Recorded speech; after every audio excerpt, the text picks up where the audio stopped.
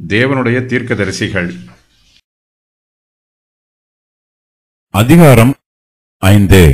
அப்பொழுது ஆகாய் தீர்க்கதரிசியும் இத்தோவின் குமாரனாகிய சகரியா என்னும் தீர்க்கதரிசியும் யூதாவிலும் எருசலேமிலும் உள்ள யூதருக்கு இஸ்ரவேல் தேவனின் நாமத்திலே தீர்க்க தரிசனம் சொன்னார்கள். அப்பொழுது செயல்தியேலின் குமாரனாகிய செருபாபேலும் யோசதாக்கின் குமாரனாகிய யெசுவாவும் எழும்பி எருசலேமில் உள்ள தேவனுடைய ஆலயத்தை கட்டத் தொடங்கினார்கள். அவர்களுக்கு திடன் சொல்ல தேவனுடைய தீர்க்கதரிசிகளும் இருந்தார்கள். சிறையிருப்பில் இருந்து திரும்பி வந்த யூதர்களுக்கு எருசலேமிலே இப்பொழுது ஒரு பலிபீடமும் ஒரு ஆசரிப்பு கூடாரமும் இருக்கிறது. சமாரியரும் அவர்களோடு சேர்ந்து கொண்ட அந்நிய தேசத்தாரும் கர்த்தருடைய ஆலயத்தை கட்டுவதற்கு தடை பண்ணுகிறார்கள். இந்த சத்துருக்கள் எல்லோரும் பெர்சியாவின் ராஜாவாகிய கோரேசின் காலம் முழுவதும் தரியு என்னும் பெர்சியா ராஜா அரசாண்ட காலம் மட்டும் அவர்கள் யோசனையை அவத்தமாக்கும்படி அவர்களுக்கு விரோதமாய் ஆலோசனைக்காரருக்கு கைகூலி கட்டுகிறார்கள். கர்த்தருடைய ஆலயத்தை கட்டுவதற்கு ஏற்ற காலம் இன்னும் வரவில்லை என்று ஆலோசனைக்காரர் சொல்லுகிறார்கள். இந்த ஜனங்கள் கர்த்தருடைய ஆலயத்தை கட்டுகிறதற்கு ஏற்ற காலம் இன்னும் வரவில்லை என்கிறார்கள் என்று சேனைகளின் கர்த்தர் சொல்லுகிறார். ஆகாய் 1:2. கர்த்தருடைய ஆலயத்தை திரும்ப கட்ட முடியுமா என்னும் சந்தேகம் சிறையிருப்பில் இருந்து திரும்பி வந்த யூதர்களுடைய மனதிலே உண்டாயிற்று. ஆகையினால் அவர்கள் கர்த்தருடைய ஆலயத்தை திரும்ப கட்டுவதை நிறுத்திவிட்டு தங்களுக்கு மச்சுப்பாவப்பட்ட வீடுகளை கட்டுகிறார்கள். கர்த்தருடைய ஆலயம் பாழடைந்து இடிந்து போன நிலைமையில் இருக்கிறது. ஆனால் யூதர்களோ தங்களுக்கு நல்ல வசதியான பெரிய வீடுகளை கட்டிக்கொள்கிறார்கள். இக்காலத்தில் கர்த்தர் தம்முடைய தீர்க்கதரிசிகளில் 2 பேரை யூதா ஜனத்தார் மத்தியிலே அனுப்புகிறார். அவர்கள் கர்த்தருடைய நாமத்தினாலே யூதா ஜனத்தாரை கடிந்து கொள்கிறார்கள். சிறையிருப்பில் இருந்து திரும்பி வந்த யூதர்கள் கர்த்தருடைய ஆலயத்தை கட்டுவதை நிறுத்தி விடுகிறார்கள். அவர்கள் மறுபடியும் ஆலயத்தை கட்ட வேண்டும் என்று தீர்க்கதரிசிகள் அவர்களுக்கு கர்த்தருடைய வார்த்தையை அறிவிக்கிறார்கள். தரியு ராஜா ராஜ்யபாரம் பண்ணின 2ஆம் வருஷத்திலே ஆகாய் சகரியா ஆகிய 2 பேரும் யூத ஜனத்தாருக்கு கர்த்தருடைய வார்த்தையை தீர்க்க தரிசனமாய் சொல்ல ஆரம்பிக்கிறார்கள். ஆகாய் தீர்க்கதரிசியும் இத்தோவின் குமாரனாகிய சகரியா என்னும் தீர்க்கதரிசியும் யூதாவிலும் எருசலேமிலும் உள்ள யூதருக்கு இஸ்ரவேல் தேவனின் நாமத்தினாலே தீர்க்க தரிசனம் சொல்லுகிறார்கள்.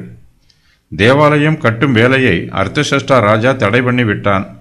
அக்காலத்தில் எருசலேமில் இருந்த ஆகாய் சகரியா ஆகிய தீர்க்கதரிசிகள் மூலமாக கர்த்தர் தம்முடைய பிள்ளைகளோடு பேசுகிறார்.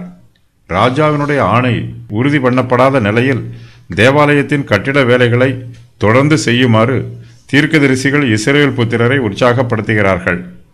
தேவனுடைய பிள்ளைகளுக்கு இறுதி ஆணை சாதகமாக வரும் என்றும் அவர்களுக்கு ஏற்பட்டிருக்கும் எல்லா தடைகளும் நீங்கும் என்றும் தீர்க்கதரிசிகள் முன் அறிவிக்கிறார்கள். அவர்கள் தீர்க்க தரிசனம் உரைக்கும் காலத்தில் யூதா தேசத்தின் தேசாதிபதியாகிய செருபாபேல் எழும்பி கட்டிட வேலைகளை மறுபடியும் ஆரம்பிக்கிறான். அதை பார்த்த சத்துருக்கள் தரியு ராஜாவுக்கு ஒரு பிராதை அனுப்பி கட்டிட வேலைகளை நிறுத்துமாறு விண்ணப்பம் பண்ணுகிறார்கள். தரியு ராஜா கோரேசு ராஜாவின் முதல் ஆணையை தெரிந்து கொண்டு தேவாலயம் கட்டும் வேலையை தொடரலாம் என்று ஆணையிடுகிறான். தரியு ராஜாவின் 6ஆம் வருஷ ஆட்சி காலத்தில் தேவாலயம் கட்டி முடிக்கப்படுகிறது. அலங்கங்கள் இன்னும் கட்டி முடிக்கப்படவில்லை. பல வருஷங்களுக்கு பின்பு நெகேமியாவின் காலத்தில் அலங்கம் கட்டி முடிக்கப்படுகிறது.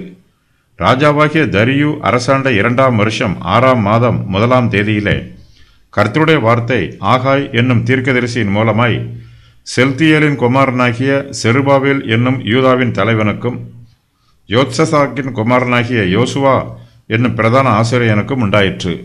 ஆகாய் 1:1. தரியு அரசாண்ட 2ஆம் வருஷம் 8ஆம் மாதத்திலே இத்தோவின் மகனான பெரகியாவின் குமாரனாகிய சகரியாவுக்கு உண்டான கர்த்தருடைய வார்த்தை.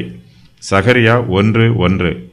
கர்த்தருடைய ஆலயத்தை உலக பிரகாரமான காரியங்களினாலோ மாம்ச பிரகாரமான வல்லமைகளினாலோ கட்டக்கூடாது. அதை கர்த்தருடைய வார்த்தையினால் கட்ட வேண்டும். நாம் ஆவிக்குரிய ஆயுதங்களை ஏந்தி சத்ருவுக்கு விரோதமாக யுத்தம் பண்ண வேண்டியவர்கள்.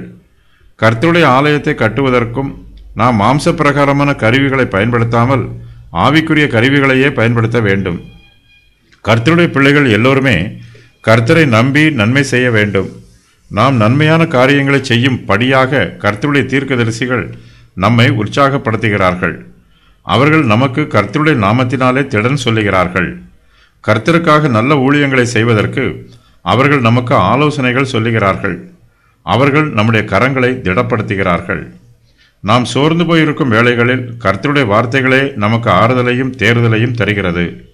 கர்த்தருடைய ஊழியத்தை செய்யுமாறு அவை நம்மை உற்சாகப்படுத்துகிறது.